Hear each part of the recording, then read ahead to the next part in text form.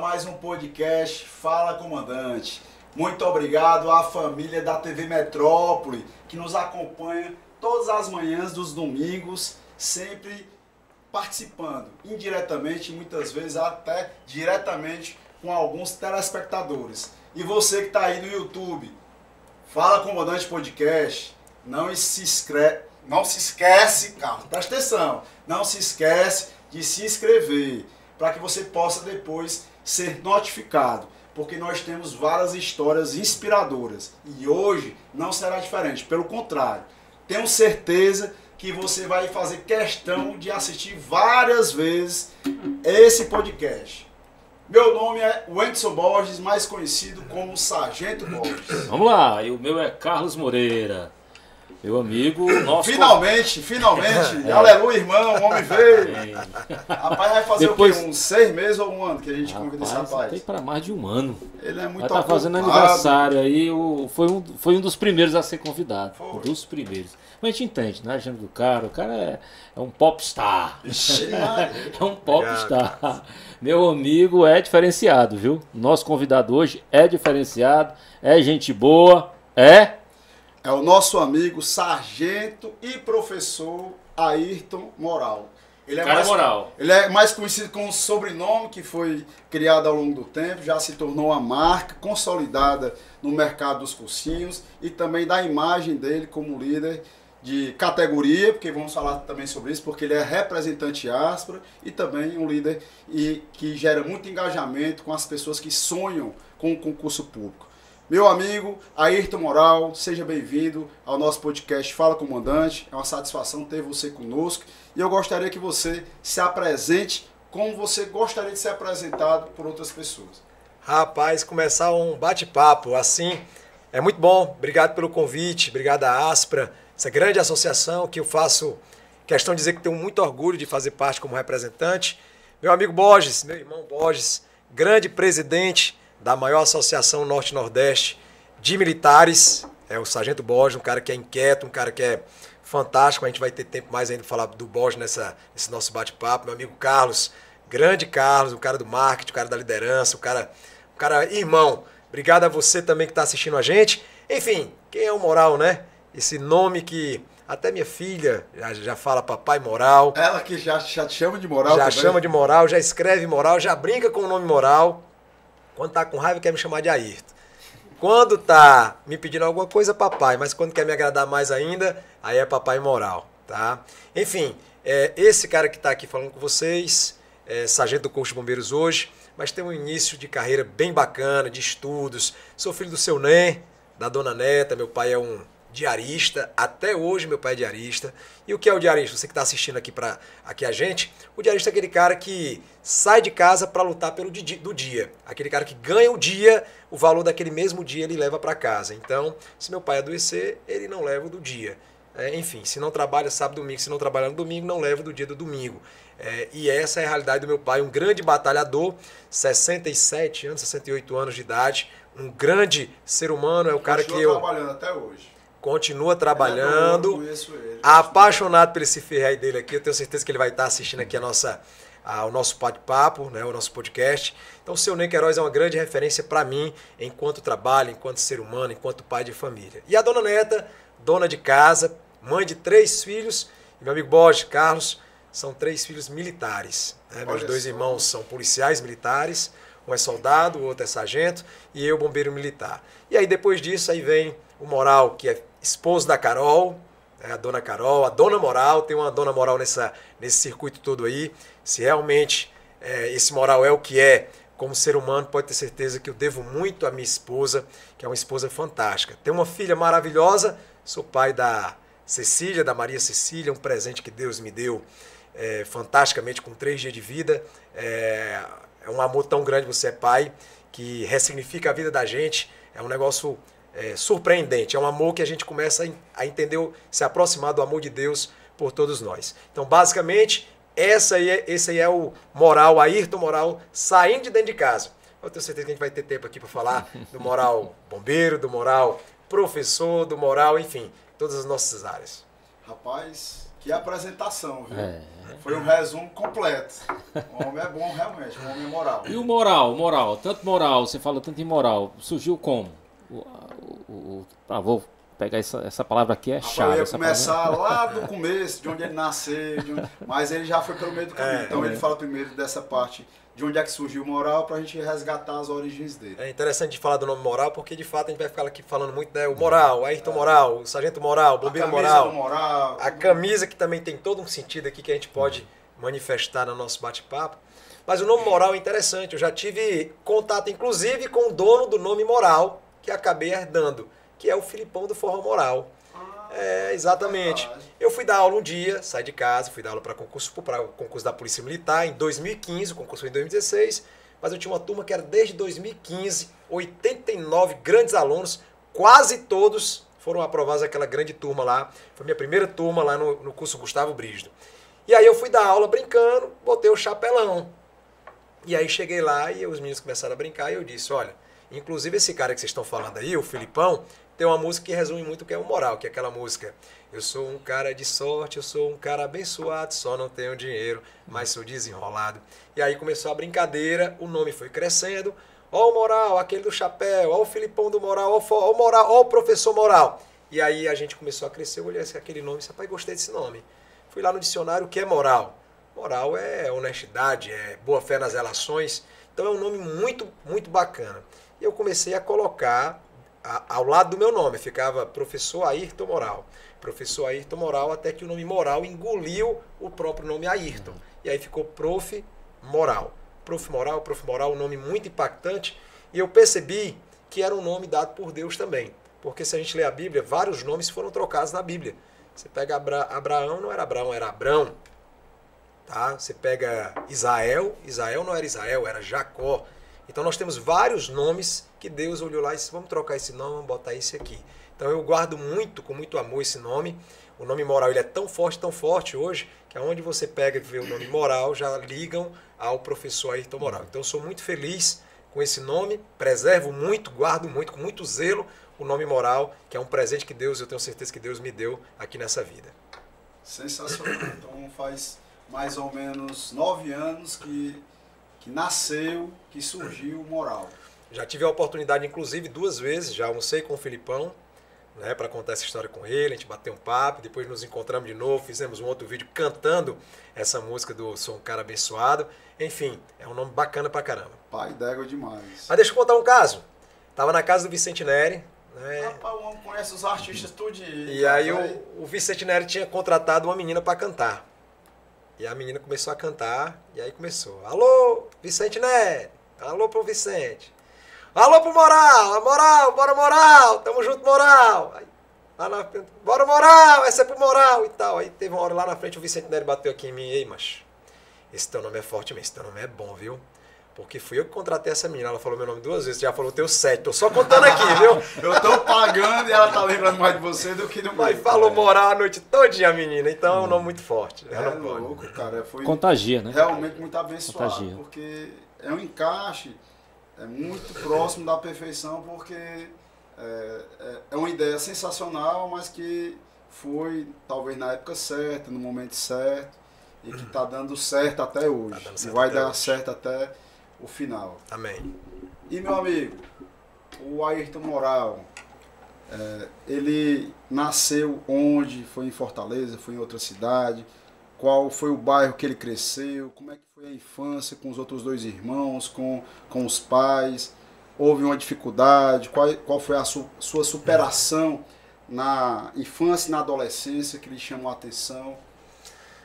Como eu disse, eu tenho 2 irmãos, né? Nasci e me criei no bairro Presidente Kennedy, aqui em Fortaleza. Meu pai nunca deixou faltar nada de essencial, aquilo que é essência pra gente. Por exemplo, não tinha carro dentro de casa, mas não fazia falta. Eu nunca tive falta, nunca senti, nunca meu pai permitiu que a gente sentisse falta de um carro. Faltava um carro dentro de casa, e aí? E aí quando precisava, adoecia, levava de ônibus, levava num táxi, enfim. Por todas as dificuldades, ele nunca deixou a gente perceber que um carro era essencial. Então a essência dentro de casa era o amor da minha mãe, o trabalho e a atenção dos nossos pais. E os meus irmãos, eu nunca tive quarto só para mim. Nunca soube o que é isso. Nunca. Sempre dividi. Os irmãos, depois ter que dividir com a esposa. Dividir com minha esposa, pois é. Então, assim, enquanto eu estava com os meus irmãos, eu até teve uma época que você vai virando adolescente ali e vai querendo um quarto para você. Mas hoje eu não faço questão, viu, dona Moral? Nunca mais eu quero um quarto só para mim. Então também não era uma coisa essencial pra gente. Eu digo que só falta algo pra gente se aquilo for fundamental, essencial. Nunca nos deixou faltar alimentação. A alimentação ela é fundamental, a atenção é fundamental dos pais. O estudo ele é fundamental. Meu pai, por tudo que ele ganhava pouco, tinha 3 filhos, mas ainda conseguia pagar uma escola particular. Era de bairro, e aí eu percebi isso depois, também não era essencial na minha vida, eu não entendia o que era um grande colégio. Para mim aquilo estava muito bom, e meu pai dizia, eu vou deixar vocês aqui, devia colégio. Os três irmãos estavam nesse colégio. Os 3 irmãos, colégio era Colégio Universo Colorido e hoje é Colégio Universo, inclusive uma grande marca hoje. O Colégio Universo está se tornando o maior colégio periférico. É aquele colégio que hoje tem inclusive saiu várias vezes no jornal, está criando unidades em todos os bairros. Colégio Universo, um grande investimento. Diretora Rosemary Coelho Salles, uma grande diretora que por vezes permitiu que meu pai devesse ali, né, renegociasse, para que a gente continuasse estudando no Colégio Universo. Foi de lá que eu tenho minha base de educação, minha base de escolaridade, e de lá eu fui para o Colégio Presidente Médici, onde eu terminei meus estudos, porque no Colégio Universo não tinha ensino médio. E do Colégio Presidente Médici, eu fui direto para a Universidade Federal do Ceará, passei para matemática, e aí a minha vida ela ganha um novo contorno ali, mas antes disso, aos 18 anos eu já começo a lecionar, que a educação ela está na minha veia, eu amo a educação, falar de educação, então a gente poderia fazer um podcast aqui de um bom bate-papo para falar de educação, porque é realmente o meu xodó e é o que eu entendo que é a única ferramenta que pode mudar tudo isso. Tudo isso, o que você imaginar que está ruim, só a educação é capaz de modificar, mas é um remédio que traz efeito com o tempo. Você não vai tomar e vai estar saudável hoje ou amanhã. Não é nem veneno, né? E aí entrei na UFC para matemática. Né? Mas antes disso, eu já trabalhei com meu padrinho no comércio dele. 15 anos de idade, eu já trabalhava no comércio carregando carga. Né? Ali meu padrinho colocou ali para vai trabalhar igual a todo mundo aqui, assim, não tem problema, vamos para cima. Com 18 anos eu já fazia Ceasa, toda segunda e quinta eu estava na Ceasa, 2 horas da manhã até 6 da manhã, carregando o caminhão, dirigindo e descarregando o caminhão num centrozinho de alimentos. Fiz isso por 3, 4 anos, depois passei o bastão para o meu irmão mais novo, quando ele completou 18 anos, e aí a minha vida já estava ganhando outro contorno como professor. Então, paralelo a essa época, você também estava lecionando? Já, 18 anos de idade, eu já entrei em sala de aula. Aliás... E fazendo a faculdade. E fazendo faculdade. Com 17 anos de idade, quando eu passei na UFC, eu também passei na escola técnica. Então eu estudava de manhã, à tarde trabalhava, e de manhã na escola técnica, à tarde trabalhando... de manhã na escola técnica, à tarde trabalhando no colégio, dando aula, e à noite na UFC. Então eu já tinha 3 turnos ali, e de madrugada na segunda e na quinta eu fazia ceazinha. Caramba. Para poder completar uma rendazinha e ter o meio de você se locomover. Já namorava, minha esposa, na época, já namorava. Você tinha quantos anos quando começou a namorar com ela? Eu sempre brinco com os meninos. Olha, eu conheci com minha esposa, ela tinha 14 anos. Rapaz, calma, ainda bem que 14 eu tinha 16. É. Eu sempre digo isso, né? Calma, eu tinha 16. Porque eu me dizia, eita, você pegou uma aluna? Não, eu só tinha 16 anos de idade. Mas 14 anos era a maioridade sexual no Brasil. É, então já não ia ter muito já não problema. dá muito problema, porém, né? Melhor você ser menor também. Quantos anos casado? E aí casamos em 2010, temos 14 anos de casamento e 10 anos de namoro. São 24 anos com a mesma pessoa vida, já. Né? E amando mais hoje do que ontem. Não acredito. Isso é o mais importante, né? Enfim, e aí comecei a trabalhar, né, como professor bem jovem. Faltavam 3 dias para eu completar 18 anos, quando o mesmo colégio que eu terminei o ensino médio me contratou. Então você já vem para a sala de aula, já dava aula com 18 anos de idade, para primeiro ano, segundo ano, terceiro ano e pré-vestibular naquela época. E quando foi que surgiu o concurso para Corpo de Bombeiros? Bom, e aí comecei a dar aula, dando aula, até que um momento... Aula para o pessoal do ensino médio? Ensino médio, matemática. Não tinha nada a ver com concurso na Nada época. a ver com concurso, dava aula para vestibular, eu só conhecia o mundo do vestibular. E era matemática e física, né, que eu ministrava a aula. Cara, nada a ver com o que faz hoje assim. Nada, né? O mundo deu uma reviravolta. E aí com um pouquinho mais de tempo, aos 24 anos, 23 anos para 24, eu conheço concurso público. E naquela época veio a ESA na minha cabeça, né? Viu a ESA, Escola Sargento das Armas. Eu disse, eu vou fazer esse negócio aí, mesmo sendo professor, mas professor você é aqui, você é professor em qualquer canto. E aí eu peitei, fui lá, fiz e fui aprovado na ESA. Fui a Minas Gerais, né? Sargento do Exército. Sargento do Exército. Então fui para Minas Gerais em 2006. E quando eu estava lá no período básico ainda, meu pai sempre me ligava, meu filho, o que é que você está fazendo aí? Venha-se embora. Me dava uma ajuda tão grande que eu já estava doido para vir embora também. E aí saiu o concurso para o Corpo de Bombeiros, em 2006. Ele pegou e disse, ó, acabou de sair o concurso para o bombeiro. Você passou para a ESA, passa para o bombeiro também. E vai ficar em casa. E aí vai ficar em casa. E naquela época foi o que eu fiz. Me preparei, voltei para cá, fiz o concurso e passei, naquela época, 3º lugar no concurso do bombeiro. E aí tivemos um problema no concurso, porque o concurso ele demorou a chamar, a convocar. Na época o concurso foi feito pelo Lúcio Alcântara, então governador, mas era o último ano do mandato dele, e quem foi eleito foi o Cid Gomes. Aí eu fui eleito para PM e fui eleito para o Corpo de Bombeiros, para soldado nos dois. Comecei a fazer todo o trâmite junto. Uma semana era um, uma semana era outra. Uma semana era teste físico de um, teste físico do outro. Uma semana era exame médico de um, exame médico do outro. Até que eu disse, não, então agora eu não vou mais. Vou só para o bombeiro. E a PM continuou e o bombeiro parou. E ficou parado por 3 anos. Caramba, rapaz. Cid Gomes fez com que eu perdesse aí 3 anos de função, né, no Corpo de Bombeiros. Enfim, 2009 foi o chamado, e naquela época eu sabia que tinha muitos amigos meus que estavam passando necessidade mesmo. Eu tinha voltado a dar aula, estava dando aula normalmente. E aí quando convocou eu apenas me apresentei para começar o curso de formação de soldado em 2009. E nesses 3 anos que você aguardou o curso do Corpo de Bombeiros, você voltou a dar aula de matemática e física ou já estava brechando ali os cursinhos? Sabia nem o que era cursinho naquela época, né? Não, cursinho só como aluno e professor para vestibular. Pronto, era a minha carreira ali, era professor e de colégio. Dava aula para colégio. Até que eu entro no bombeiro e aí continuo dando aula, detalhe, continuo dando aula para colégio e sendo bombeiro militar. Então, no meu horário de folga, eu conciliava ali alguma permuta para continuar dando aula para colégio. E começou quando, então, a reviravolta voltada ao cursinho?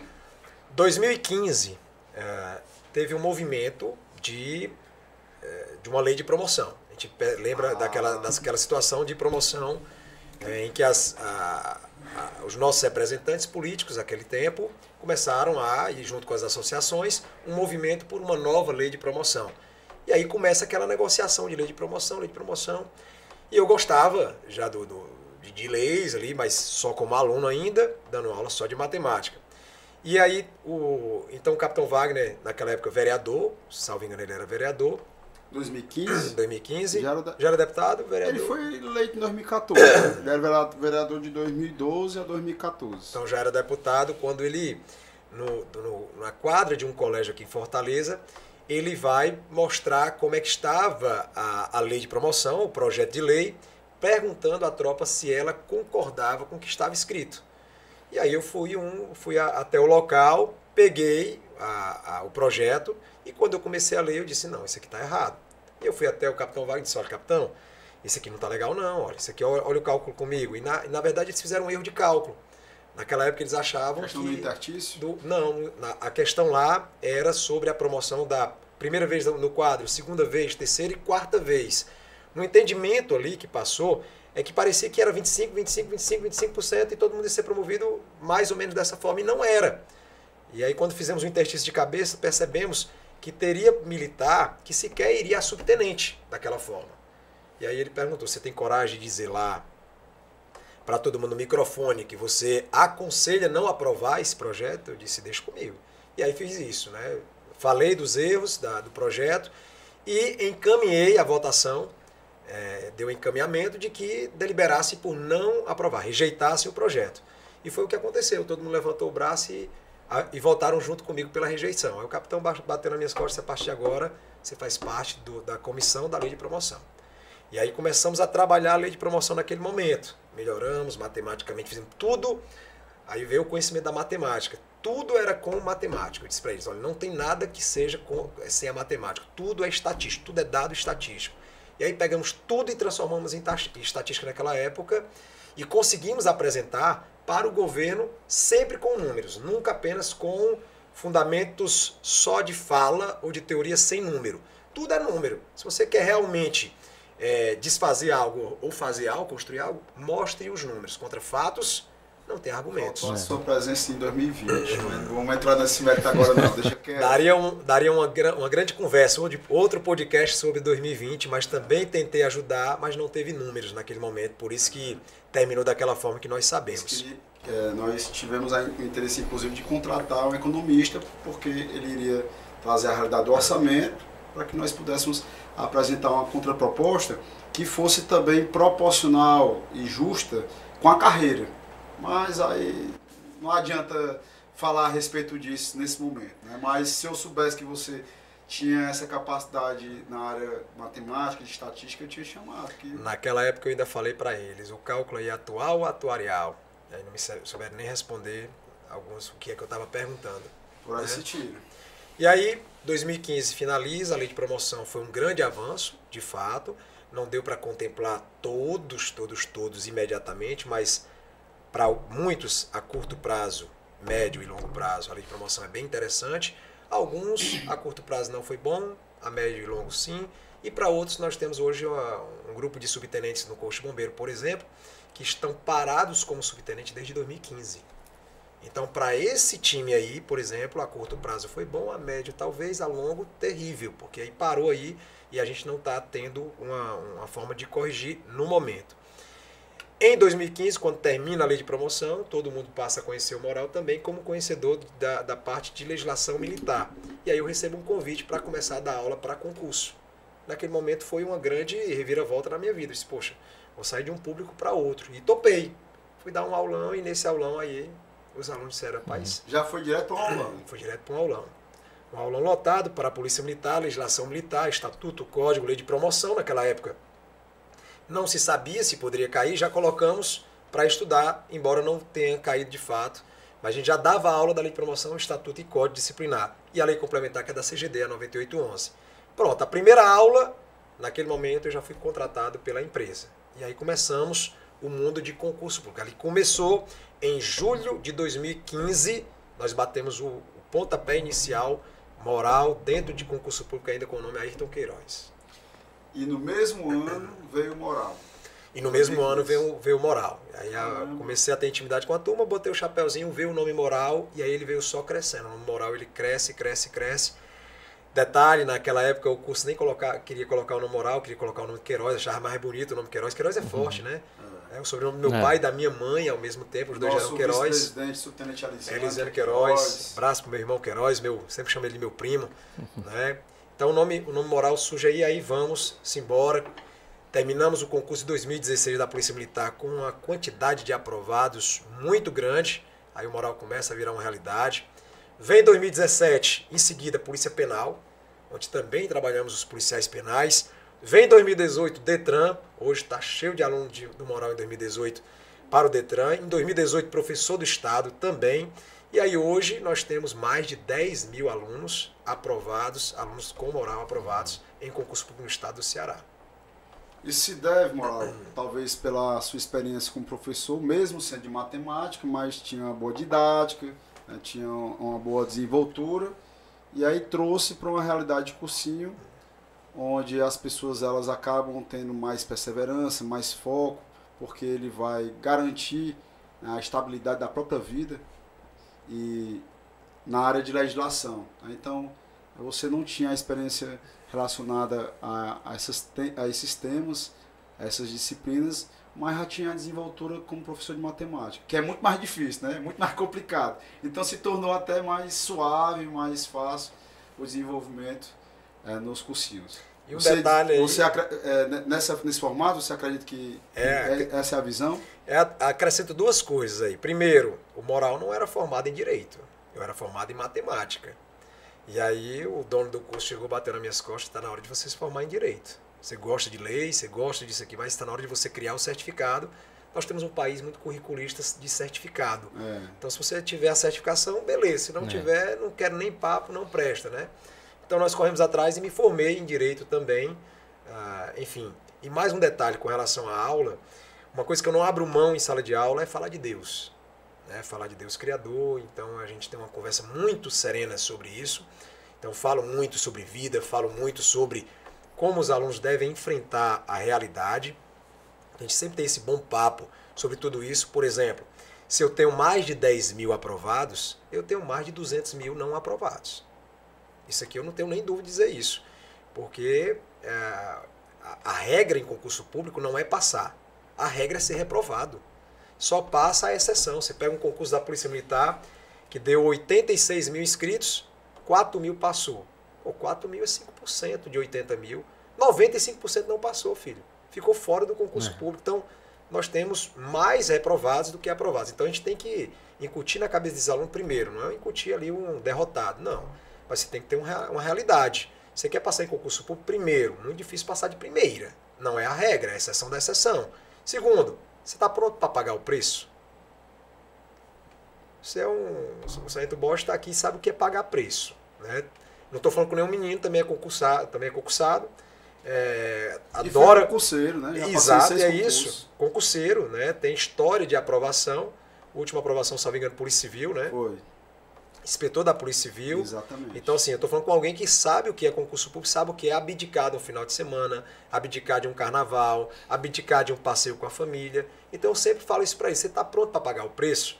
Que é exatamente você viver o processo, viver um deserto, que é o concurso público. O concurso público, inclusive, ele não é tão bom você passar muito tempo continuamente. Ele vai afetar o seu cérebro. Você se afasta de todo mundo. Se afasta do mundo para viver isoladamente. Então, você tem que marcar um objetivo ali, dizer até aqui eu aguento, depois eu tenho que dar uma pausa para a sanidade mental você não perder. Porque você aposta em algo que você não tem certeza se vai conseguir. Né? Se você for avaliar, seja o empreendedorismo, que você investe tempo e dinheiro, ou concurso público, principalmente, você investe muito tempo. Quem realmente paga o preço, como você falou, com muita resiliência, com muito foco, e a palavra mágica que eu falo muito pro meu filho em casa, que é disciplina. Que não adianta você dizer que tem foco, que você tem inteligência, motivação. Cara, a motivação ela é muito subjetiva. Tem dia que você está bem e tem outro dia que você está muito ruim. Mas se você tiver a disciplina verdadeira em saber que todo santo dia tem que cumprir aquela agenda para que você possa chegar na fila e ser atendido, porque o concurso público é uma grande fila, você não pode sair da fila. Você pode não passar nesse concurso, mas se você continuar estudando, você vai chegar lá. Então, é verdadeiramente um desafio muito cruel, porque nem todo mundo acredita que vai dar certo, porque a concorrência é muito grande, as pessoas todas estão se preparando muito, a tecnologia está ajudando quem realmente quer, então facilita a aquisição do conhecimento, mas você estudar 12 horas, como eu peguei na época do concurso da Polícia Civil, e durante 30 dias das minhas férias, antecipei as férias e destinei 28 dias dos 30 dias para estudar 12 horas, porque eu já tinha espalhado a notícia que ia fazer o concurso, aí, meu Deus do céu, agora tem que passar. Então era uma pressão gigante, externa e muito mais interna. E na época deu certo, fui aprovado em 222 de 740 vagas, onde chamaram o dobro, quase 1.500, né? Foi muito bem classificado à época. E era um trampolim que eu queria passar para a Polícia Federal. Eu estava estudando, mas depois de me consolidar na Polícia Civil, eu almejava ir para a PF. Porém, não deixaram, então estou hoje feliz ainda na corporação da gloriosa Polícia Militar. Presidente da maior associação militar, nosso Edson. É isso mesmo, meu amigo Moral. Então, como professor relacionado aos concurseiros, que muitas vezes eles tentam um concurso, aí depois migra para outro, outro que não tem nada a ver, é Caixa Econômica, é Polícia Penal, de repente vai tentar a BIM, seja qual for o concurso. Qual é uma dica de ouro que você destinaria para essas pessoas que estão lhe assistindo e sabe do seu currículo, sabe da sua competência como professor, como um cara que já passou em concurso público? Presta atenção. A gente fala de toda a dificuldade de concurso público, mas tem um ponto muito positivo aqui que eu percebi em um determinado momento da minha vida, que foi em 2020, quando eu me sujeitei a participar de algo que eu nunca tinha participado, que era de uma eleição. Concurso público ele pode ser difícil, mas só depende de você. Isso é muito bom. Quando algo está 100% na sua mão, só depende de você. Mas moral, eu tenho dificuldade, meu irmão, todo mundo tem. Mas moral, eu não tenho um lugar para estudar. Eu também não tinha. Eu tinha que sair de casa para estudar. Eu saía de casa, ia lá para a UFC e estudava na sala de estudo de lá. Tem aluno hoje que passa o dia, por exemplo, dentro de cursinho, na sala de estudo do cursinho. Então, assim, você vai dizer aí 200 problemas e eu vou dizer que tem pessoas que vivem 210 problemas e estão passando em concurso público. Então, a primeira coisa, saiba, só depende de você. Segundo, não comece desorganizadamente. Nada se começa desorganizado. Quer passar em concurso público? Primeiro, você vai desenhar o caminho. Tem um caminho até chegar à aprovação. Não existe, vou chegar em cima da aprovação. Não vai acontecer isso. Você vai montar aqui o seu deserto que você vai viver. E aí você vai perguntar, eu tenho como suportar esse deserto?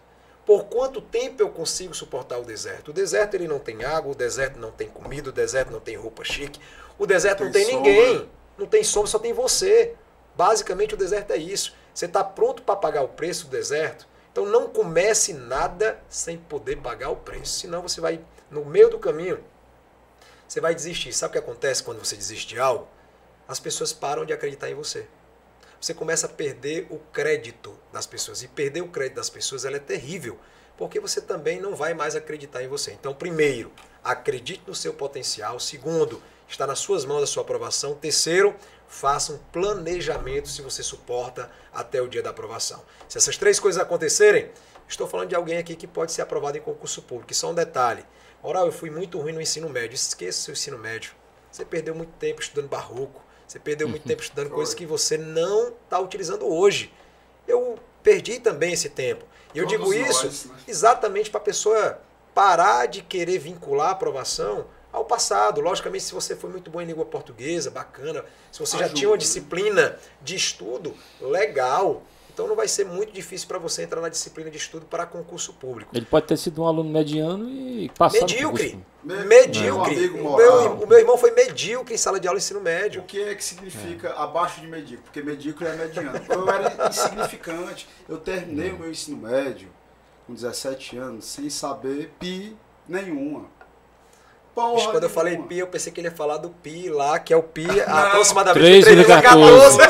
Eu lembro, 3,14. Mas, meu amigo, eu me lembro como se fosse hoje.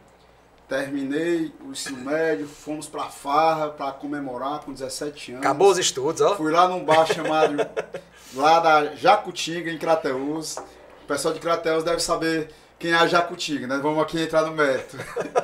E aí, depois que passou aquele momento de êxtase, de conquista, aí eu fui a fazer uma reflexão. Rapaz, tem que estudar, porque parece que não serviu de muita coisa, não. Aí eu fui para a casa do meu amigo, que hoje é do Corpo de Bombeiros Militar, Marcelino.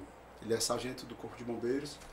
Aí eu moro aqui estudar. Marcelino é da minha turma. Da tua turma? É, pronto. Marcelino. Sabe qual é o apelido dele, né? Não. Eu não vou falar, né? Porque aí o pessoal lá de Crateus vão saber que é caju. Opa! É ele mesmo. Por que é caju? Porque tem a cabeça grande. Opa, de novo. Aí, filho. É da tua turma, né? É da minha turma, então, Marcelino. pronto. Então, esse cara aí fui lá estudar equação de primeiro grau. Aí, nada. Aí eu cheguei em casa, comecei a chorar. Eu, caralho, velho. Como é que eu terminei o ensino médio, passei a minha vida estudando, aliás, fingindo que estava estudando, não sei de nada. Aí eu me peguei depois, só com Deus, para aprender física, química, biologia, matemática. Como é que você vai aprender sem um tutor, sem um instrutor, sem um professor, sem alguém que pudesse realmente lhe ajudar? Pois foi só eu e Deus, e quando eu estava no trabalho, era história e geografia, que era só leitura. Que era o concurso público para PM naquela época também, era tipo um vestibular, né? Que você tinha que passar, né? Uma espécie de vestibular. E aí na época em Crateús era muito voltado a concurso público para sargento das Forças Armadas. E aí, enfim, graças a Deus, com o próprio mérito, ingressei na Corporação Polícia Militar com 19 anos. Mas depois, já de casado, fui ser concurseiro, que é muito mais difícil. Eu falo muito pro meu filho Edson, e entendo que estudar é mais difícil do que trabalhar. Porque você dedica um tempo para algo que você pode não ter o retorno. E o trabalho, pelo menos você trabalha e recebe o dinheiro. Né? E menos é conhecido, né? Porque é uma atividade, não tem remuneração. As e pessoas muita dizem, gente diz rapaz, assim, não ó, faz nada, só só estuda. estuda. Né? É aquele velho, só estuda. Por isso que às vezes é importante você ficar calado, né? Você não falar a sua vida para ninguém, a gente sempre orienta os alunos, quanto mais calado melhor, menos pessoas torcendo contra, porque quando se revela, não tenha dúvida não. Tem mais gente torcendo contra do que torcendo a favor. Às vezes até próximo, bem próximo, né? Não, familiares. As pessoas mais próximas são as que menos acreditam em você. É ali mesmo. Você lembra o que minha mãe falou quando nós estivemos na Assembleia, né? Deixa pra lá, fique ó. Ei, falar nisso. Bora falar em Assembleia. Dá um corte aqui, dá um corte aqui. Que é o concurso público mais difícil que existe. Qual é? É complicado, viu? Ele quase que foi aprovado. Quase que é aprovado. Você falou muito bem da tua carreira enquanto professor, e é até hoje, né? Como exemplo, né? Dentro da sala de aula, nos cursinhos, enfim. Mas eu acredito que todas as dificuldades que você passou, talvez a mais importante, uma das mais importantes na tua vida, foi quando você colocou o seu nome à disposição no pleito de 2020. E aí vem aquele desafio, será se eu vou ser eleito? E aí eu te faço na sequência outra pergunta, né, em relação ao cenário hoje. Está mais difícil que 2020? Ou 2020 foi, por ter sido a primeira vez que você colocou o teu nome à disposição, foi muito sacrificante? Sacrifica também a família, né? Não deixa de... Fala mais de 2020. É fantástico, né, essa pergunta, porque ela começa certo. De fato, a decisão mais desafiadora da minha vida, isso aí é sem dúvida nenhuma, foi ter que colocar o meu nome para ser julgado. Isso aí é, de fato, se colocar o nome numa disputa eleitoral, num pleito eleitoral. A exposição, a imagem, né? E o local, porque quando você fala em política, nós temos hoje um preconceito muito grande e justo. Porque, na verdade, quando você fala no mundo político hoje, é um mundo descredibilizado. Interessante, porque eu consigo viver os dois ao mesmo tempo, os dois lados, as duas distâncias maiores, o 8 e o 80. Eu faço parte do Corpo de Bombeiros, a instituição com maior credibilidade do país. E coloco o meu nome à disposição para participar, se a gente botar o nome instituição, da mais descredibilizada do país. Olha que antagonismo eu acabei vivendo. E assim, se a gente pensar num lado egoísta, vamos pensar no lado egoísta. A minha vida é a minha vida, a sua é a sua, cada um resolve os seus problemas. Eu poderia muito bem trancar a porta da minha casa e dizer o seguinte, a minha esposa é concursada, eu sou concursado, cada um por si e Deus por todos e acabou. E aí eu viveria um mundo egocêntrico, cada um por si. Mas foi exatamente o que eu não fiz. Como eu já tinha uma atividade, bombeiro militar, é uma atividade linda, né? Do policial militar, a gente é chamado para resolver problema. A polícia militar, problema todo o tempo, problema. E às vezes, a pessoa que chama, ela não quer resolver muita coisa ali. Você não pode fazer muita coisa. O policial é chamado para uma ocorrência de briga de casal, por exemplo. A esposa quer dar um susto no marido, quer que ele se acalme. Aí a confusão pode dar mais feia ainda nesse momento. O policial, o bombeiro militar, ele é só chamado para ajudar. É todo o tempo ajudar pessoas, animais e coisas, propriedade. Enfim... Então eu já tenho dentro de mim essa espécie de ajudar. E eu ajudo hoje, eu entendo que ajudar não é esperando o ser humano devolver. Não, na verdade eu tenho uma dívida com Deus, é gratidão. Então eu estou tentando pagar alguma coisa só pelo dom da vida, o dom da saúde, o dom da respiração, da consciência, do discernimento. Antes de entrarmos ao vivo, estava falando aqui sobre autismo. Quantas pessoas nascem com autismo, passam uma vida com a consciência não totalmente completa. Então, quando eu coloco... no subtenente Cleilson lá em Horizonte. A AMA, né? A AMA. Associação das Mães de Autistas de Horizonte. Então, assim, é fantástico esse trabalho de ajudar as pessoas. Então, eu coloquei meu nome.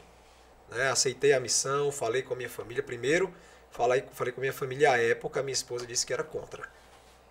Então já comecei aí um problema grande. A resistência dentro de casa. Dentro de casa, né? Então eu disse para ela, minha filha, você é contra? Ela disse, sou contra, mas não vou impedir, não vou dizer para você, eu não quero e acabou. Não. Era um sonho seu? Nunca foi planejado. Nunca foi planejado ser um representante político. Era vontade de me ajudar. Até o ponto que disseram, não, mas dá para você ser candidato e colocar o seu nome à disposição e quem sabe ser eleito e ajudar mais ainda. E aí eu comecei a perceber, estão dizendo, vamos ver se eu acredito também. Eu passei a acreditar e coloquei o meu nome naquela época à disposição. E naquela época foi desafiador, você fez um comparativo, né? O que é que acontecia lá, o que acontece hoje. Naquele momento, nós temos uma pandemia. Né? E a pandemia, ela começa a afastar você das pessoas. Dificultou muito, né? E aí me tirou o acesso aos alunos. Então não tinha acesso aos alunos. E o meu trabalho era exatamente ir para a rua. E eu saí para a rua dizendo à minha esposa, né? A pandemia está aí solta, mas eu preciso falar para as pessoas que eu estou candidato e falar o que eu penso e como vamos trabalhar. E naquele momento nós tivemos um resultado. Na verdade, eu não sabia nem o que era como funcionava uma campanha política, Borges. E eu imaginei o quê? Vou fazer igual um concurseiro faz. Foi exatamente isso que eu pensei. Vou fazer igual um concurseiro faz. Se eu sei no mundo do concurso, acorda cedo, disciplina, todos os dias, até o dia da prova. E o meu dia da prova era o dia da eleição. Só que aí no dia da eleição caiu a ficha.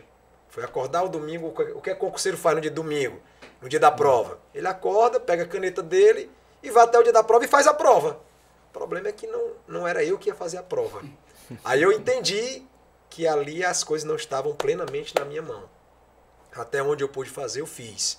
Aquilo que eu não podia fazer, por exemplo, nós tivemos um resultado que foi fantástico. Fantástico, 4.545 votos. Votação muito expressiva. Você tem uma votação dessa, o que a gente chama de orgânico hoje, pessoal, para você que está escutando, você não entende muito o que é a palavra orgânico.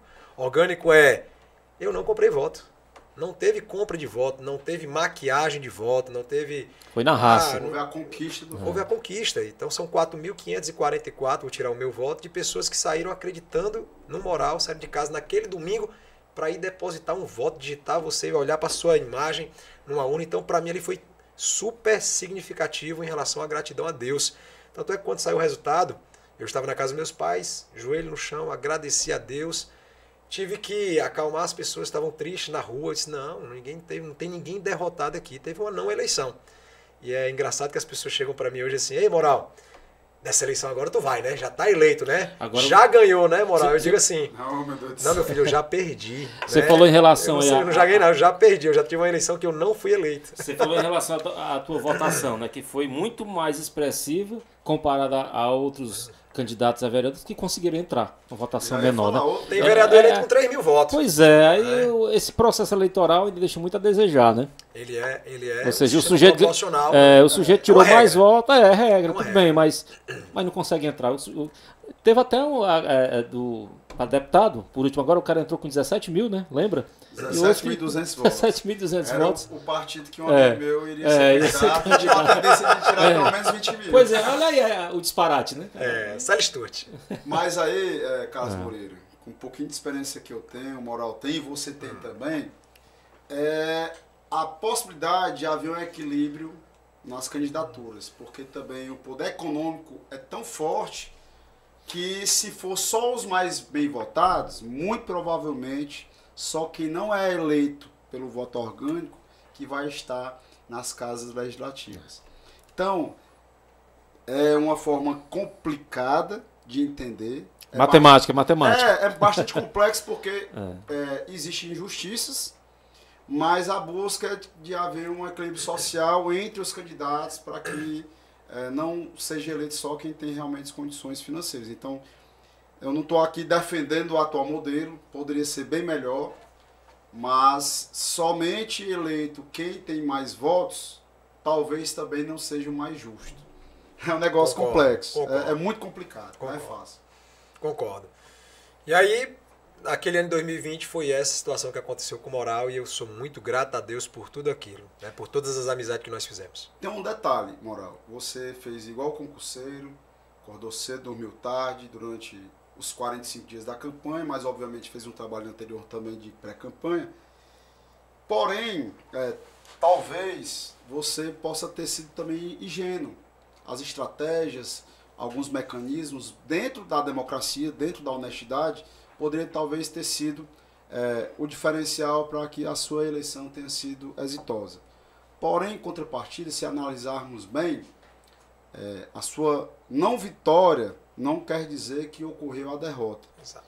E a aprendizagem que você adquiriu em 2020 traz muitas lições para que você possa pavimentar esse caminho, se for o caso, para 2024. Então, eu tenho certeza que você possa ter ficado triste, Eu passei por isso também. E as pessoas no seu entorno também choraram. Muito provavelmente teve ali um grupo relevante de pessoas que ficaram de uma forma até muitas vezes desesperadoras, porque eu me lembro que a sua eleição era muito vibrante, muito grande. Então era como se realmente desse certo. Aí acaba tendo aquela frustração normal, momentânea, mas que quando você olha para trás, realmente foi não só significativo, mas teve uma votação expressiva. E de lá para cá, nesses quase 4 anos da eleição de 2020, o que foi que o Moral fez e está desenvolvendo que chama a atenção, não necessariamente só na questão política partidária, até porque, né, você não faz esse trabalho político partidário, você poderá se tornar um político. E esse caminho de trabalho que muitas vezes não tem diretamente relação com a política partidária. Então, o que você fez de 2020 para cá? Quando sai o resultado na eleição, vem aquela situação de gratidão. Sinceramente, eu concentrei o meu sentimento em agradecer por tudo que eu vivi. Toda a caminhada, inclusive pelo resultado, pelo não. Eu passei, inclusive na minha oração com a minha filha, com a minha esposa, toda noite, eu termino dizendo a Deus, obrigado pelos sims e obrigado pelos nãos. Porque isso para a gente também é para se glorificar a Deus, os nãos que nós recebemos. É o não de um pai. Seu filho não recebeu a vida toda um sim. Quando você deu um não, porque você ama o seu filho. Ou não definitivamente, ou não, agora não. No momento adequado você vai receber um celular, no momento adequado eu posso lhe ajudar numa carteira, posso lhe ajudar num carro, posso deixar você dirigir no momento adequado. Então, quando terminou tudo isso, obrigado, meu Deus, mas aí veio a pergunta. É um não definitivo ou é um não agora não? Então, eu tive que perguntar primeiramente isso a Deus. Eu sempre falo para meus alunos, um resultado negativo, não desista por causa disso. E aí, como é que eu falaria para os alunos dizendo assim, ó, eu recebi um resultado resultado negativo, beleza, mas desisti, acabou, pronto. Então, qual era o exemplo que eu passaria para os alunos dizendo que eu tinha desistido de tudo, que eu não iria mais para um pleito? De forma alguma. Quando Deus disse assim, ó, eu não vou tirar a sua alegria na caminhada, você vai continuar caminhando, mas era só agora não. Tanto é que essa alegria me faz movimentar todos os dias, trabalhar, e eu decidi que seria pré-candidato mais uma vez a vereador de Fortaleza, dessa 4ª capital do país. Nós não desistimos, atenção você que gosta do Moral, que acredita no Moral, nós não desistimos. Exatamente esse é o exemplo que eu vou passar. De não desistir, nós vamos de novo. Foi difícil? Foi extremamente difícil, principalmente as pessoas sabem que eu não tenho dinheiro, não tenho recursos para uma campanha, continuo não tendo esse recurso para a campanha, mas tenho coragem. Tenho boa vontade, né? Tenho força e eu vivo a caminhada, eu vivo o processo. Eu não vivo apenas esperando o resultado. O resultado ele virá. Será sim ou será não? De novo vão dizer, o Moral já ganhou. Sabe qual é a resposta? Não, cara, o Moral já perdeu, porque em 2020 eu não fui eleito. Então eu não sei o que é ser eleito. Eu vou buscar ser eleito. Se for da vontade de Deus, isso vai acontecer. Se não for, vai ser joelho no chão de novo, agradecendo a Ele por tudo que Ele me permitiu viver. Não, então eu anuncio sim que nós temos essa pré-candidatura já lançada em Fortaleza para a 4ª capital, para a gente ser um dos vereadores, dos 43 vereadores, que é uma responsabilidade muito grande, que é ser vereador de uma capital como essa. E quando eu falo do exemplo, desculpa, até te cortei, né, teu raciocínio, na nossa região, lá, Sertão de Crateús, tem um exemplo de um ex-prefeito de Ararendá, o Aristeu. Ele tentou 3 vezes. Ele foi vereador, presidente da Câmara, agora está na hora de ser prefeito. Tentou 3 vezes. As 3 vezes, ele, na 4ª, ele conseguiu. Ou seja, o cara não desistiu, perseverar sempre. Gostar, né? Ou não gostar do atual presidente, mas ele tá aí outro exemplo, né? Presidente em 2000, né? Outro exemplo. O Edson Borges, por exemplo, foi aprovado em todos os concursos? Não. Para passar no primeiro foi reprovado? Às vezes é uma situação que você exige ali a sabedoria de vamos tentar de novo, né? Vamos continuar caminhando. Estamos no processo.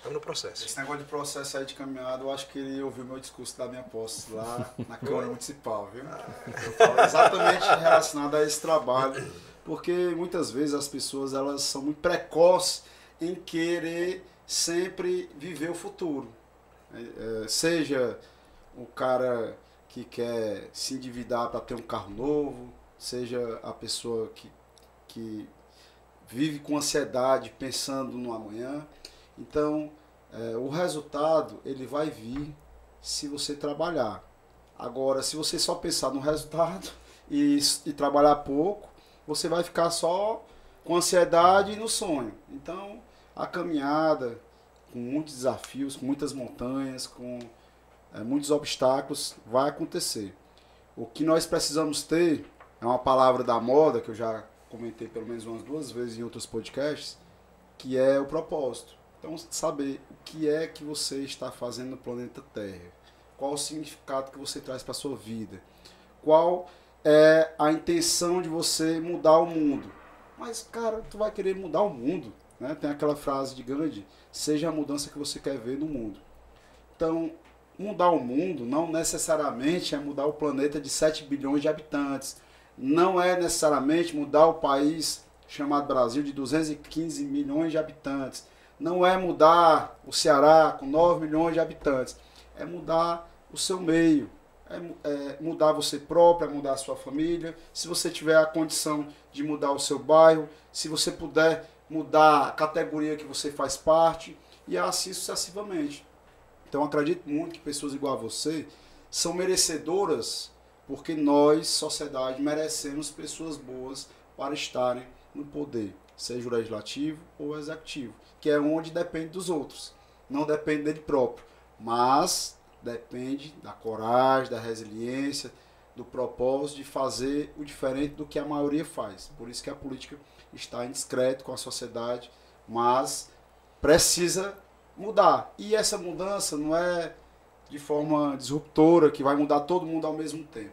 Meu amigo, tendo um vereador eleito honestamente, 2, 3, 4, isso poderá virar uma bola de neve para daqui 50 anos, para o futuro dos nossos netos, dos nossos bisnetos, nós tenhamos um país melhor. Sem dúvida nenhuma. E assim, pessoas como você que colocam o nome à disposição, não desistir nunca, porque é importante essa tua história de vida ser contada nos cursinhos e também, se Deus quiser, chegando lá, você vai olhar para trás e vai dizer, valeu a pena. E uma das minhas exemplo, ideias, né, Carlos, é exatamente trabalhar isso. Eu não sou eterno e nem sou o único. Tá? Muito pelo contrário, a nossa ideia fundamental também aí, além de fazer a representação das nossas instituições que estão sem um diálogo, sem colher nada, porque não há uma plantação de forma adequada, de forma contemporânea, mas também fazer com que os novos políticos, que são essas crianças que estão nas escolas, a gente fomentar, fazer elas terem desejo de serem representantes, de serem líderes. Primeiro, as nossas crianças precisam querer ser líderes. Falar de liderança, falar de estar à frente, da cara tapa, na base, né? Porque a gente é carente de líder. Tanto é que quando aparece uma liderança, seja um coach, alguma coisa, rapidamente um líder na igreja, rapidamente ele tem 10 mil visualizações, 20 mil pessoas assistindo no canal do YouTube, porque nós somos carentes de líderes. Então nós precisamos de liderança. Então são essas crianças, primeiro, desses líderes, que nós teremos mais tarde bons líderes. Então trabalhemos isso, eu falo sempre das mulheres, mais mulheres na política. Eu participei agora de uma entrevista com a Iva Soares no SBT, deve ir agora no meio do mês de março, que é o mês da mulher, isso é bem pontual a gente colocar aqui também. Mais mulheres na política, mais mulheres nas instituições militares também. Eu prego muito mais mulheres no Corpo de Bombeiros, mais mulheres na Polícia Militar. Empreendedorismo. Mais mulheres em todos os lugares. Tá? Então, mais mulheres na política. A gente precisa desse tato das mulheres, desse mais um sentido das mulheres em todos os lugares. E a política é muito carente de mulheres, o número de representatividade é muito pequeno ainda, enfim. Então, aqui nesse mês de março, a gente deseja que cada vez mais mulheres se sintam tocadas, já são líderes nata. Segundo a Bíblia, são já engenheiras do lar, as grandes comandantes do lar. Meu amigo Borges vai dizer a mesma coisa, lá é o sim senhor também. Lá na minha casa também é uma grande líder, minha esposa. Então, mais lideranças mulheres na política. E esse é o nosso foco, fazer com que a gente tenha mais qualidade nas próximas eleições, se serão 10 anos, 20 anos ou 50 anos, mas a gente tem que fazer alguma diferença aqui na Terra. Tem que deixar um legado, né? Deixar um legado. Isso é importante. E o seu nome a zelar, né? Acima de tudo, né? Como você falou, a questão do moral. Né? E esse nome é tão forte porque tem um simbolismo que prega na imagem do personagem, da persona Ayrton Moral, em que se ele se desvirtuar, vai pegar mal, né? Cadê a moral do moral? Aí começa, ainda mais nesse meio que você pretende ingressar, que é fundamental, né? A política ela é um mecanismo de transformação social e que as pessoas elas trazem de forma pejorativa, porém nós somos todos dependentes da política, e a política não só a partidária, mas a política de maneira geral, a política na sua casa, a política na escola, a política na empresa, mas a política partidária ela está acima de todos nós. Então nós somos dependentes do poder legislativo municipal, estadual, do Congresso Nacional, e as pessoas elas têm que entender que tem que existir a participação, elas têm que votar certo. E o que é votar certo? Pelo menos procure saber quem são os indivíduos que estão lá. A vida pregressa de cada um. Né? Tem pessoas que vai no dia da eleição sem saber em quem vai votar. Pega o santinho na rua. Ela não assume a sua própria responsabilidade e depois vai colocar a culpa só no político. Aí eu pergunto, o político é um extraterrestre, ele caiu assim do nada, ou foi eleito pela própria população? Então, tem que haver, né, esse paralelo de responsabilidade, porque se existe o político, é porque teve o eleitor. Então o eleitor, ele também pode fazer um pouquinho mais, que é só pesquisar, procurar saber quem são os candidatos. E o que transforma o eleitor é exatamente a educação, a área que você milita há muito tempo, né? Deve ser da tua época, né? OSPB. Sim, Extinta sim, Organização Social. Pois é. Não, eu vou dizer assim, ó, não é do meu Rapaz, tempo. ele fala do mas tempo dele. Cara, assim, com todo respeito. Peraí, eu sou mais novo que eu. Sabe como é que é, né? Respeito, cara, aí tu estica Cara, a baladeira. Eu tive. Organização Social Política Brasileira. Moral e Cívica. Moral e Cívica. Lembra dessa matéria? Quer dizer, foram matérias extintas que, enfim, poderia dar uma contribuição muito grande, sobretudo essa juventude que está aí na sala de aula, se preparando para concurso, para tudo, né? Quando a gente fala em educação, né, a proposta exatamente, porque assim, às vezes a gente se colocar como candidato, também tem que ver uma avaliação, por que você está sendo candidato? Qual é a necessidade? Quando você coloca, por exemplo, um copo desse para vender, você tem que saber se tem alguém querendo comprar.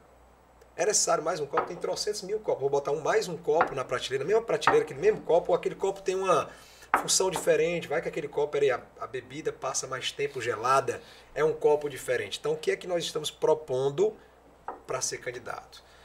Há uma necessidade de diálogo. Isso aí é visível. Nós temos as nossas instituições, por exemplo, elas estão sem diálogo com o governo há algum tempo. As instituições que o Moral está falando é Polícia Militar e Bombeiro Militar. Principalmente essas. Nós estamos sem esse diálogo, essa aproximação. Então a gente pensa, eu penso assim, que não seria o ideal esse distanciamento pelo distanciamento. A gente pegar um contexto histórico e esse contexto histórico está acima das instituições e até acima da sociedade, o que não é bom. Então nós temos aqui, de um lado, nós temos o chefe do executivo, do outro nós temos as instituições militares. E tudo isso é Estado. E a sociedade precisa dos dois, precisa do chefe do executivo, precisa das instituições militares, e não está tendo esse estreitamento. O que é que nós estamos propondo? Dialogar, conversar, trazer as demandas de um e as possibilidades do outro. A gente sabe que existe o princípio da possibilidade, nem tudo é possível. Então, um cede um pouco, dá um passo para frente, o outro cede também, vamos sentar e vamos atrás de um meio termo, porque só quem tem a ganhar com isso é a sociedade. Se você tem um policial militar trabalhando reconhecido pelo seu chefe maior, pelo seu governador, não tenha dúvida que a sociedade vai sentir isso aí também. E o próprio governo do Estado vai ter a recompensa de um reconhecimento geral. Então o que o Moral está propondo aqui, pode ser por mim, pode ser por qualquer um, é o diálogo. Dialogue, trabalhe o diálogo, a aproximação, porque isso é exatamente o maior ato da política, é dialogar, é conversar. Não vou conversar sobre você, não, é sobre o que a gente pensa, o que eu posso fazer, o que você pode fazer. O Moral no legislativo, você não pode me cobrar, Moral, vem construir aqui a praça, manda construir essa praça, manda reformar. Você vai escutar de mim o quê? Eu não posso fazer isso. Eu posso cobrar. Eu posso cobrar, eu posso fazer um projeto de indicação, mas eu não posso fazer. Quem dá a ordem de serviço é o executivo. Então até isso as pessoas não sabem disso. Não sabem. É a educação. Eu tinha umas palestras em Crateús, que é política para quê? Que era exatamente para trazer o conhecimento mínimo do que é a política partidária, qual é a atribuição de um vereador, de um deputado estadual, de um deputado federal, e trazer um pouco de luz, de clareza, para os jovens, na época do ensino médio, do terceiro ano para ser específico, para falar de algo que é importante, mas que é desprezado pela imensa maioria da sociedade. E quando chega na época certa, tardia, as pessoas não pensaram, não se anteciparam para conhecer, e aí vão votar ou por dinheiro, ou por emprego, ou por favor, ou por qualquer motivo insignificante em algo que é fundamental, é precioso na nossa vida, que são as pessoas que vão estar fazendo essa condução durante 4 anos. Minha mãe votou no candidato aí por vários pleitos, porque ele deu um abraço nela e ele era cheiroso. Olha aí, viu? Passou lá na rua, o Moroni Torga, aí deu um abraço nela e chegou um momento que eu disse, mãe, por que votar tanto nele? Aí minha mãe disse, mas meu filho é muito cheiroso aquele homem, né? Você sabia que na década de 80 foi uma febre. Foi uma febre, sabe quem foi a febre na década de 80? Galeguinho do Zóio Azul. Tasso Gereissati. Rapaz, meu filho tem um olhinho assim meio claro, né? Tá. Eu sei que os dentes estão claros. Deixa quieto. Ei, Moral, rapaz, o papo tá bom demais, cara. E se dependesse só de nós iríamos prolongar aí pelo menos mais 1 ou 2 horas. Queria saber até mais relacionado à atualidade, com relação à família, às suas atividades. Um exemplo na carreira de bombeiro, né? O que lhe marcou, mas acabou que não deu tanta coisa, né, pra gente poder trazer outras questões que possam chamar a atenção. Acredito que, caso você tenha disponibilidade, a gente pode ter o Moral, segunda edição aqui no parte podcast. 2, né? Moral parte 2. Agora eu vou dizer, o homem é disputada. Essa primeira agora demorou quase um ano. Um pouco, Ixi, rapaz. Vamos outro, trazer o homem já é vereador eleito. Já é vereador eleito aí. Meu amigo, Carlito, qual é o comando? Bom, já que a gente está finalizando... Foi tão bom e eu não mentalizei o comando agora. Pois, ó. Não, mas vai dar certo. A gente está finalizando o nosso bate-papo falando de política, né? Que política está na veia, está no nosso dia a dia, está no remédio que você compra, está em tudo que você faz na vida. Eu quero aqui finalizar o meu comando olhando para ti como porta-voz do povo dessa terra alencarina. Obrigado. O comando foi isso. Esse já tô logo. Já deu, porque ele. Qual é a intenção do Moral? É servir. Ele é grato por tudo que ele teve até hoje, né? Uma família abençoada, filha, enfim, estrutura, trabalho. O que ele quer agora? Servir. Contribuir com a população, principalmente Fortaleza, né? Então, e eu quero fazer ser o nosso porta-voz lá. Compromisso de continuar, na verdade, né, continuar servindo, né? Porque a gente serve sem o cargo. Lógico. É importante dizer isso também. Olha, o cargo eletivo ele não é condição para o Moral continuar servindo. Que isso fique bem claro. Se ele vier, que venha para ampliar as possibilidades, mas que não venha condicionar eu continuar servindo. A gente vai continuar servindo a Igreja Católica, as igrejas que nos procurarem, a gente vai continuar servindo aos movimentos sociais. Então, aquilo que for bom, aquilo que tocar o meu coração, que eu acreditar, nós vamos continuar servindo. Eu agradeço o comando do Carlos, o comando da Aspra aqui, o comando do comandante, né? Tem um comando lá de cá também? Obrigado pelo comando, Carlos. Valeu. Agora o meu comando. Meu comando é uma palavra que você trouxe um significado importante e poucos possuem, infelizmente, essa é a realidade da sociedade, que ela comunga com outra. Então seria gratidão com espírito de propósito. Esse é meu comando, de acordo com os relatos que você nos trouxe, para que você realmente mantenha esse sentimento de gratidão, porque quem tem gratidão, ele tem uma base sólida para servir, para ajudar, para fazer realmente diferença na vida de outras pessoas. E o propósito, que é o foco, é o horizonte para permanecer fazendo o bem às pessoas. E quando a gente fala de gratidão, a gente pode fazer aqui um exercício bem rápido, né, que é o exercício do básico, do fundamental. Muitos falam do básico, eu chamo de fundamental que nós temos. Então perceba, a gente está um enxergando o outro aqui, a gente tem olhos para enxergar, a gente está respirando sem ajuda de aparelhos.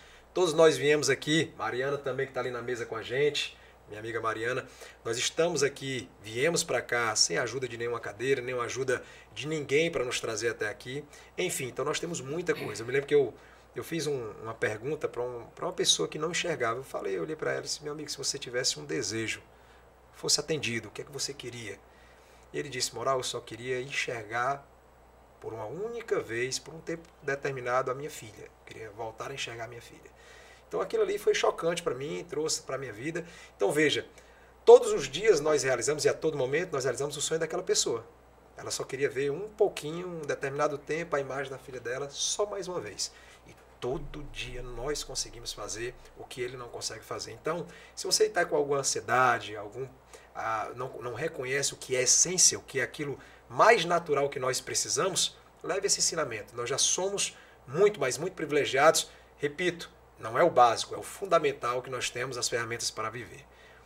É a frase que eu posso dizer agora para eles? Esse é o comando. Prestem bastante atenção. Eu falei aqui, nós falamos aqui de uma caminhada. E a caminhada ela é um deserto. Se a gente observar na Bíblia, você vai perceber que as glórias não são conquistadas sem uma ação humana. Então é necessário uma ação humana. Deus, se você quer perceber assim, não dá nada de graça. É conquistado. Então muita gente passou por desertos até conhecer a sua glória. Canaã não foi entregue de graça.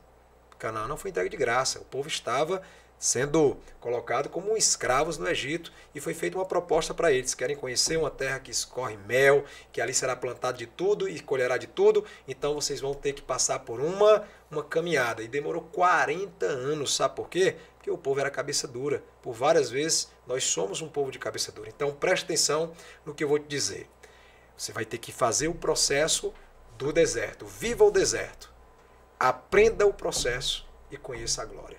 Se você quer conhecer a glória, conheça o processo que você está passando. O que você está passando agora é um grande ensinamento, será sabedoria para o dia da sua glória, que é isso que eu acredito todos os dias. Repito para você, viva o deserto, aprenda o processo, conheça a glória. Extraordinário, Moral. Muito bom, meu irmão. Cara, agradeço demais a sua participação. Qual é o seu Instagram para o pessoal acompanhar? @Prof. Moral, ou Prof. Ayrton Moral, você também vai encontrar. O meu canal do YouTube também é esse. A gente está sempre fazendo aulas gratuitas, ajudando. Agora, nesse momento, estamos vivendo o concurso da Câmara Municipal de Fortaleza, onde eu estou ministrando a aula de regimento interno da Câmara para esse concurso. Inclusive, já cito aqui o grande aulão que nós vamos fazer. Eu fui chamado pela Universidade do Parlamento Cearense, que é a escola de nível superior de lá da Assembleia, a fazermos uma missão, né? A fazermos um aulão para esse concurso. Nós topamos o aulão, perguntaram se colocaríamos 100, 200 alunos. Eu disse, vamos colocar a quantidade que o auditório tem. Mas, Moral, o auditório tem 600 lugares. Eu disse, eu vou precisar de 1 hora para encher esse aulão. E, de fato, em 1 hora nós encerramos todas as inscrições. Dia 17 de março, de manhã, de 8 a 1 da tarde, teremos esse grande aulão para a Câmara Municipal. Infelizmente, o auditório só tem 600 lugares e todas as inscrições já foram encerradas. Olha só, meu irmão. Bacana, rapaz, o homem tem moral, rapaz, não é brincadeira não. Eu peço a você também para seguir o Instagram AspraCE-Oficial, que é o Instagram da maior associação representativa do Norte e Nordeste, a maior e melhor. Isso é importante também ser dito. O Instagram do Sargento Boy 190. E a você que nos acompanhou até agora no nosso YouTube, muito obrigado. Não se esquece de se inscrever, comentar alguma coisa que você achou legal, compartilhar para outras pessoas, porque essa história que foi passada aqui é moral, é sensacional, é muito inspiradora. E obrigado a você que está aí na sala de casa, no domingão, assistindo na TV Metrópole, tanto aqui da região metropolitana de Fortaleza como na região de Sobral. Muito obrigado e até a próxima.